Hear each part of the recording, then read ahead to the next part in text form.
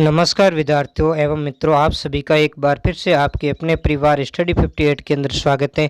और आज के इस वीडियो के अंदर राजस्थान बोर्ड कक्षा 12 भूगोल विषय के हम 60 प्रश्नों का सॉल्यूशन करेंगे।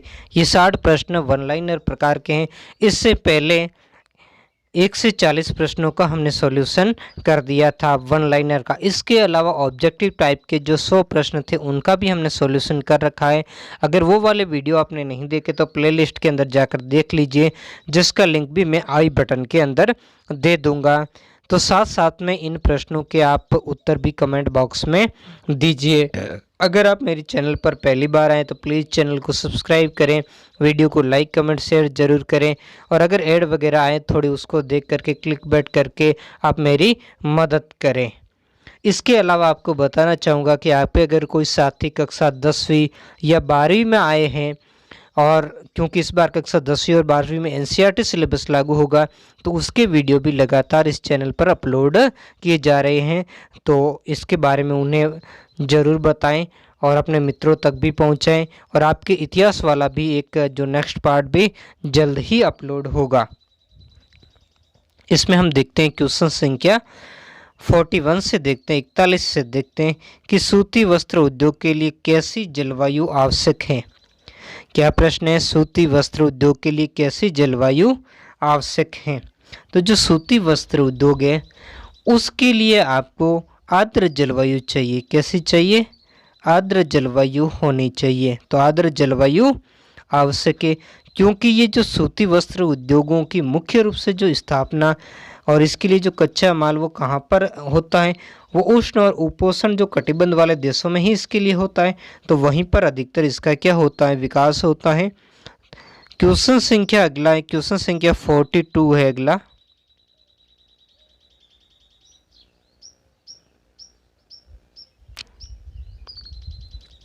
क्वेश्चन संख्या 42 क्या कह रहा है कि उद्योगों की अवस्थिति को प्रभावित करने वाले 4 कारक आपको लिखने हैं। बहुत सारे कारक है, इनमें से आपको कितने कारक लिखने हैं? सिर्फ 4 कारक लिखे। तो हम इसमें करेंगे जैसे जलवायु है, इसके अलावा जलापूर्ति है, पूंजी है, कुशल श्रमिक है, ऐसी जैसे बाजार हैं, परिवहन व संचार हैं। तो ऐसे बहुत सारी चीज़ें हैं, सरकार की नीतियां वगैरह जो क्या है इसके लिए जो उद्योगों की अवस्थिति को प्रभावित करने वाले कारक होते हैं। अगला क्वेश्चन संख्या है 43। रेशम मार्ग से क्या तात्पर्य है? रेशम मार्ग से क्या तात्पर्य है? तो इसमें आपको लिखना है कि प्राचीन समय में चीन का रेशम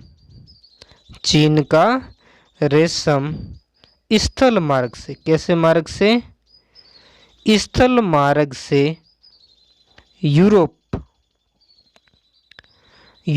के देशों को पहुंचता था। यूरोप के देशों को पहुंचता था। तो यूरोप के देशों को जिन रास्तों से पहुंचता था उन रास्तों को यानी उन स्थल मार्गों को रेशम मार्ग के नाम से यानी सिल्क रूट के नाम से जाना जाता है। अगला है क्वेश्चन संख्या 44। वनोत्पाद आधारित उद्योगों की कोई 2 उदाहरण लिखने। बहुत सारे हैं, आपको इसमें सिर्फ 2 लिखना है।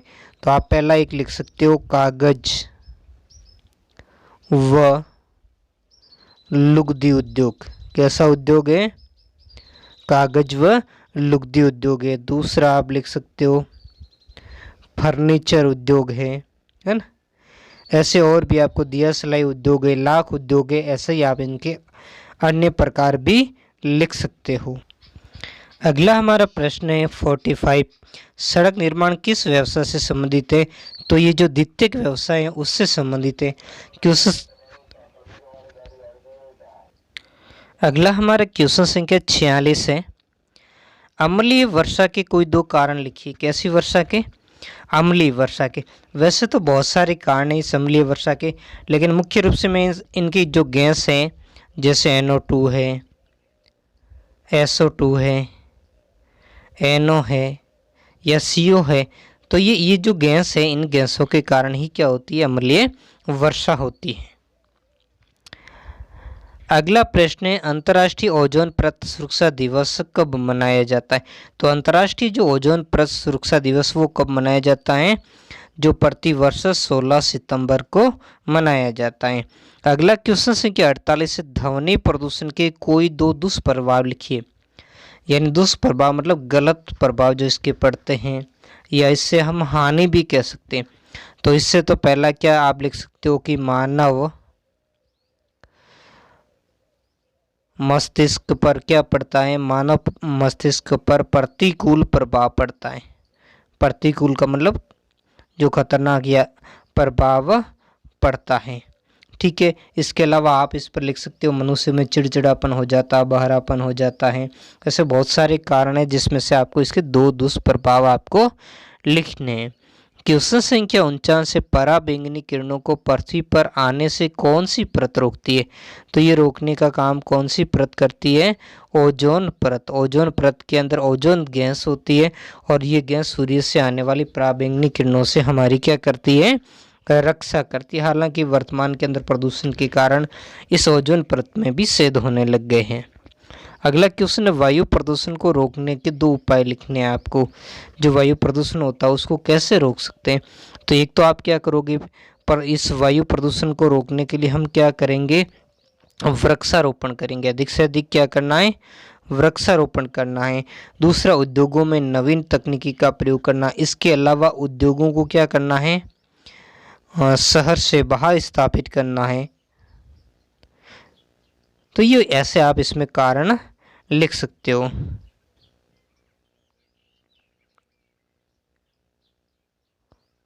इसके अलावा आप घरों में जो लकड़ी का प्रयोग होता है या जो लकड़ी की जो जिसमें से इनका चिमनियाँ होती हैं उनकी जगह आप क्या करेंगे?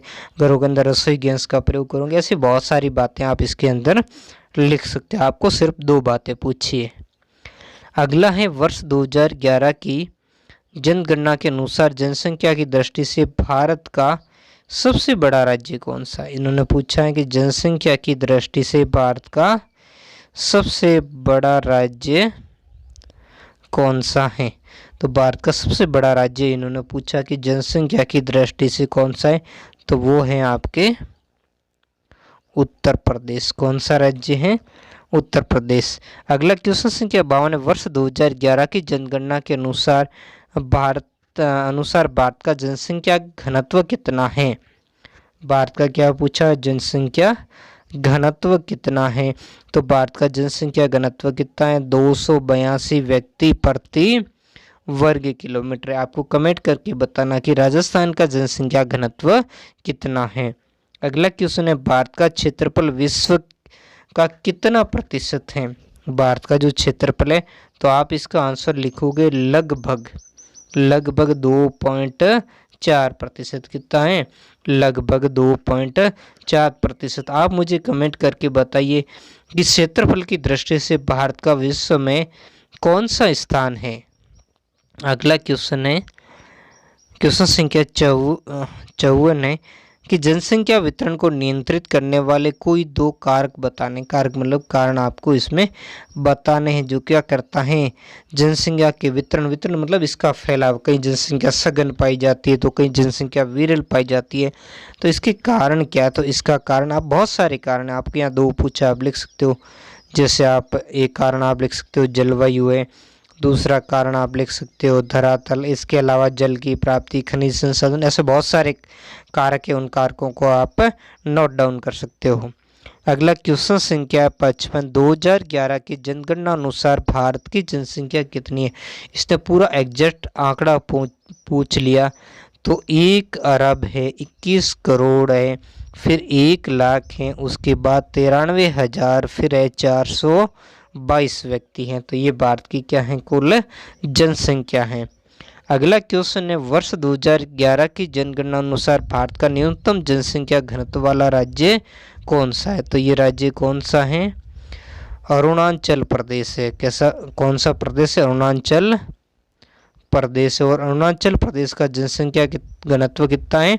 17 व्यक्ति प्रति वर्ग किलोमीटर, जो कि भारत में सबसे कम है। आप बताइए मुझे कि राजस्थान का वो कौन सा जिला है जिसका जनसंख्या घनत्व इस अरुणाचल प्रदेश के जनसंख्या घनत्व के बराबर है? क्वेश्चन संख्या 57 है, वर्ष 2011 की जनगणना अनुसार नगरीय जनसंख्या का न्यूनतम प्रतिशत किस राज्य में है? न्यूनतम जनसंख्या कैसा, वो भी पूछा है नगरीय जनसंख्या का। देखो अलग अलग जनसंख्या का विभाजन है, ग्रामीण और नगरीय। तो यहाँ नगरीय पूछा है तो वो है हिमाचल प्रदेश में। कौन से राज्य में है? हिमाचल प्रदेश में। और कितना है ये आप लगभग है 10.04% है। अगला जो क्वेश्चन संख्या है 58 कि वर्ष 2011 की जनगणना अनुसार भारत का लिंगानुपात कितना है? तो भारत का तो लिंगानुपात मैं आपको बता देता हूँ 940 है ना। कितना है? 940। जो 1000 पुरुषों पर 940 है। तो आप राजस्थान का लिंगानुपात कितना ये कमेंट करके मुझे बताइए। भारत में न्यूनतम महिला साक्षरता किस राज्य में पूछा सबसे कम है? तो इसके लिए बड़ा फेमस राज्य है, आप जानते ही हो, और वो राज्य है अपना राजस्थान। कौन सा राज्य है? राजस्थान के अंदर।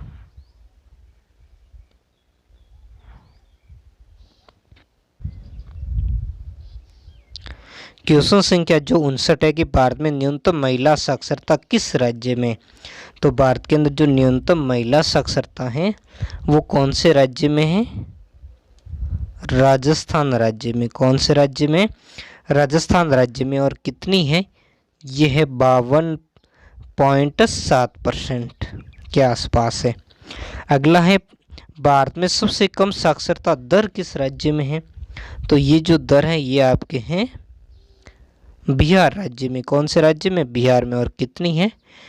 63.82%। कितनी है? 63.82% है। क्वेश्चन संख्या 61 यहाँ प्रिंट नहीं हुआ है तो क्वेश्चन संख्या 62 देखेंगे। भारत में चावल उत्पादन में कौन सा राज्य प्रथम स्थान पर? ये पूछा चावल उत्पादन में।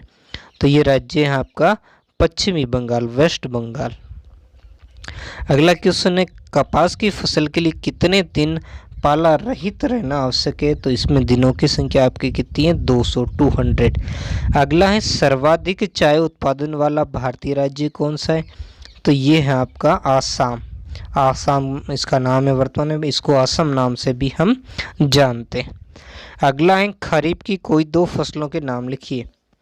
वैसे बहुत सारी खरीफ की फसल है लेकिन आपको यहाँ दो पूछा है तो आप इसमें कपास लिख सकते हो, चावल, या बहुत सारी है मूंगफली वगैरह, ऐसी बहुत सारी फसलें हैं जिनमें से आपको दो का नाम लिखना है।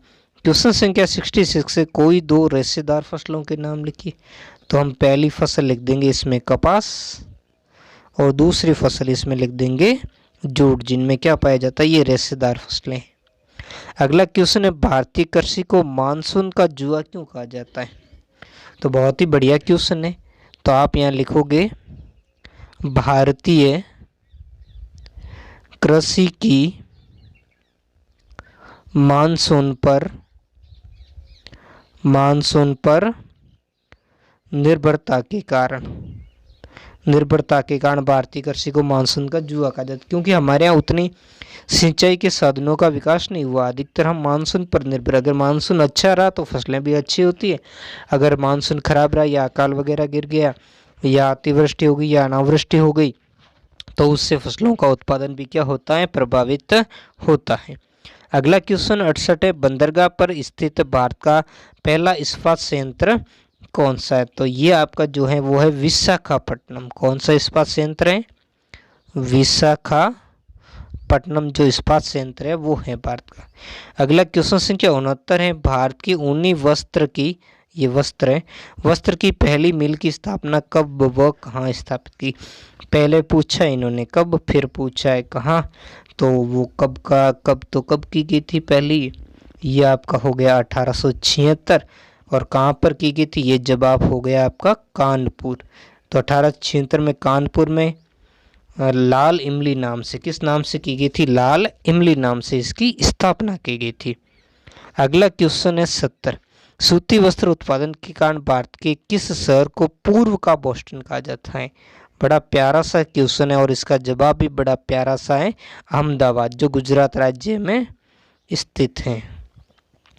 अगला क्वेश्चन है, देश में मेक इन इंडिया कार्यक्रम की शुरुआत कब हुई थी?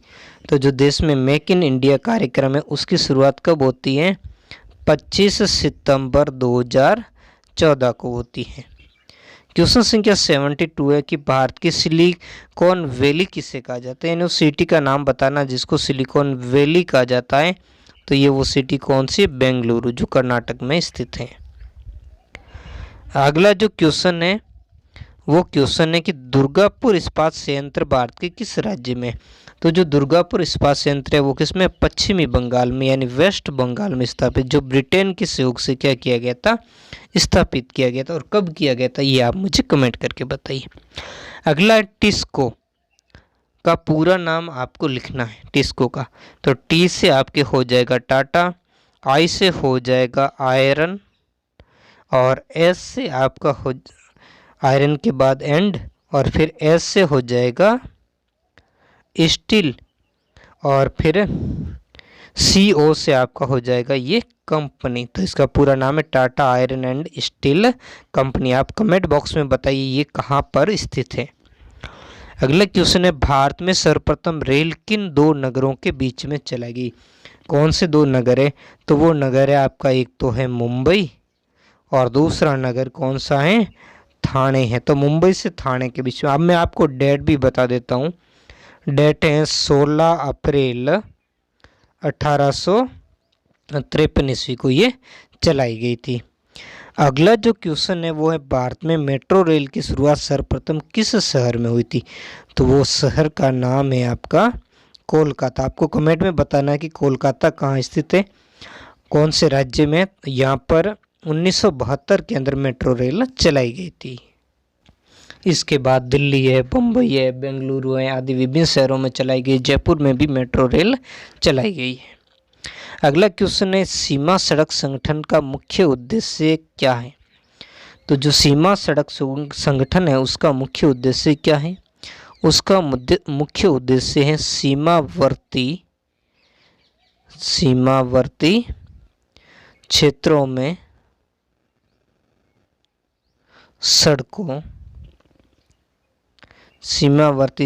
सड़कों के निर्माण को बढ़ावा देना। क्या देना? बढ़ावा देना था। ठीक है। और इसके लिए इसकी स्थापना कब की जाती है? 1960 ईस्वी के अंदर इसकी स्थापना की जाती है। अगला जो क्वेश्चन हमारा वो है, परिवहन का सबसे सस्ता साधन कौन सा है? तो परिवहन का जो सबसे सस्ता साधन है वो कौन सा है? जल परिवहन है। कौन सा परिवहन का साधन है? जल परिवहन है। अगला है 79, एशिया की सबसे बड़ी रेल प्रणाली किस देश की है? तो एशिया की जो सबसे बड़ी रेल प्रणाली वो कौन से देश की है? भारत की है। अगला, उत्तर पश्चिमी रेलवे मंडल का जो मुख्यालय वो कहाँ स्थित है? तो ये मुख्यालय है जयपुर में स्थित है। क्वेश्चन संख्या अगला है, भारत में वायु परिवहन की शुरुआत कब वह कहाँ? पूछिए कब वह कहाँ? तो कब, तो ये कब हुई थी? 1911 में। और कहाँ पर हुई थी? ये इलाहाबाद और नैनी के बीच में हुई थी। इलाहाबाद से नैनी के बीच में हुई थी।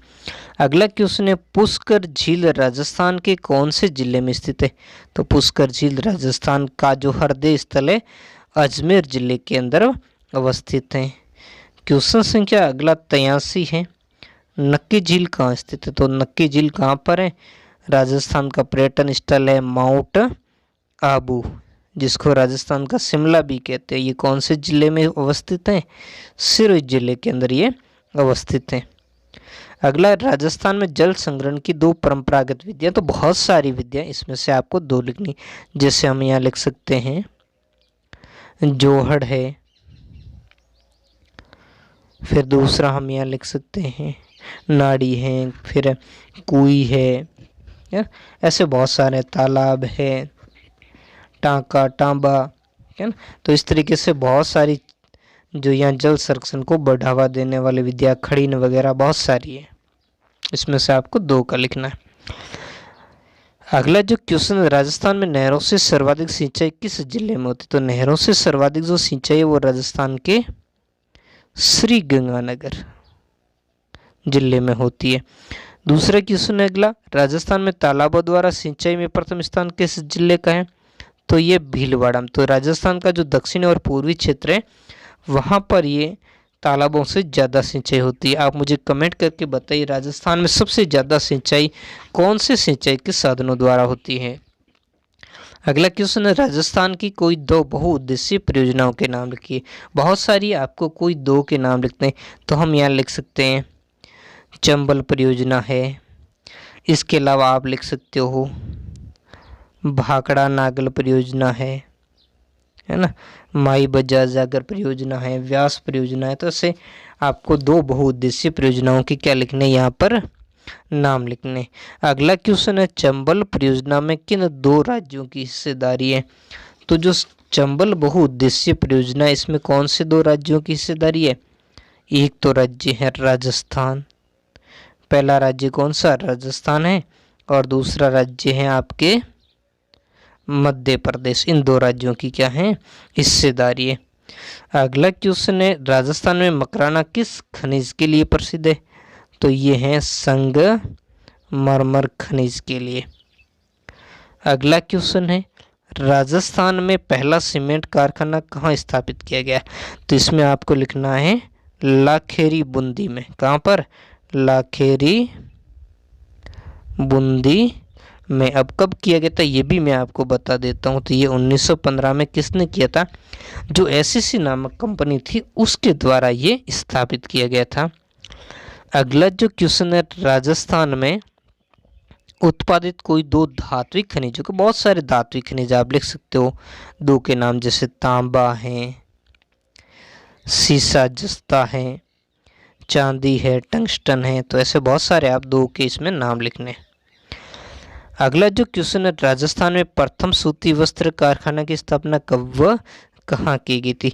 तो राजस्थान में प्रथम जो सूती वस्त्र पहले कब की गई थी? तो ये की गई थी 1889 में। कहाँ पर की गई थी? तो ये ब्यावर में। ब्यावर अपने अजमेर जिले में पड़ता है। और किसने की थी ये भी मैं बता देता हूँ। यहाँ पर एक सेठ दामोदर दास व्यास करके थे जिन्होंने दी कृष्णा मिल्स लिमिटेड नाम से निजी क्षेत्र के अंदर जो इसकी क्या की थी, प्रथम सूती वस्त्र मिल है उसकी स्थापना की थी। अगला क्वेश्चन, राजस्थान का भारत में जनसंख्या की दृष्टि से कौन सा स्थान है? तो राजस्थान का भारत में जनसंख्या की दृष्टि से कौन सा स्थान है? 8वां स्थान है। अगला जो क्वेश्चन है वो क्वेश्चन है, वर्ष 2011 की जनगणना के अनुसार राजस्थान का जनसंख्या घनत्व कितना है? तो यह है 200 व्यक्ति प्रति वर्ग किलोमीटर। अगला क्वेश्चन है, वर्ष 2011 की जनगणना के अनुसार राजस्थान का लिंगानुपात कितना है? तो ये है आपका 928, यानी 1000 पुरुषों पर 928 ही महिलाएं हैं। अगला, राजस्थान में सर्वाधिक जनसंख्या घनत्व किस जिले का व कितना है? तो ये जिला कौन सा है? इस जिले का नाम है जयपुर, और कितना है? 595 व्यक्ति प्रति वर्ग किलोमीटर है। अगला जो हम क्वेश्चन है उस क्वेश्चन को देखेंगे, और वो क्वेश्चन है वर्ष 2011 की। कौन सी? वर्ष 2011 की जनगणना के अनुसार राजस्थान का शिशु लिंगानुपात कितना है? 888, बहुत ज़्यादा ही कम है ये। फिर है, राजस्थान की कोई 4 जनजातियों के नाम, बहुत सारे आप लिख सकते हो, जैसे भील है, मीणा है, ग्रासिया है, डामोर है, सांची है। तो ऐसी बहुत सारी जनजातियां जिनके आप जिनमें से 4 का नाम। राजस्थान का सर्वाधिक साक्षर जिला पूछा है, कौन सा है? वो जिला है आपके कोटा। और आज का अंतिम प्रश्न है, राजस्थान में सबसे कम साक्षरता वाला जिला कौन सा है? तो ये जिला है जालोर जिला है, जो सबसे पीछे है राजस्थान में साक्षरता की दृष्टि से। तो आज के ये 41 से 100 तक कुल 60 यानी 60 प्रश्न थे, इनका सॉल्यूशन हमने देखा है। तो अगर आपको मेरा प्रयास अच्छा लगा तो वीडियो को लाइक कमेंट शेयर जरूर करें, और मेरी चैनल पर पहली बार आए तो चैनल को प्लीज़ सब्सक्राइब करना न भूलें। मिलते हैं नए वीडियो में एक नए टॉपिक के साथ। धन्यवाद।